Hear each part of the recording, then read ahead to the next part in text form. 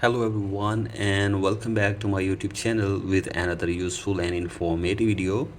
So guys, in this video I'm going to show you how to fix iPhone lagging problem after iOS 26 update.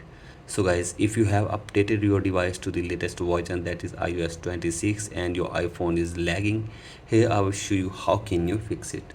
So guys, for that you have to simply watch this video till the end. So guys, first of all, you have to simply make sure that you are using at least single app at a time on your iPhone. So guys, if the apps are running in the background, then you have to simply close the background running apps, and then you have to simply use the app which you are using right now. So guys, use at least one app at a time on your iPhone if you are facing the lagging problem, and don't run any application in the background. So guys, do this, and after this you have to simply restart your device for one time as well.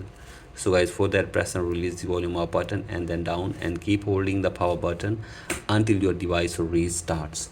So guys, do this and check if the problem is fixed or not, and if the problem is still there, then open settings on your device and then scroll it below and tap on general, and then go to iPhone storage, and from here you have to simply make sure that there is enough space on your iPhone, and if it is full, then you have to simply delete some useless data from your iPhone.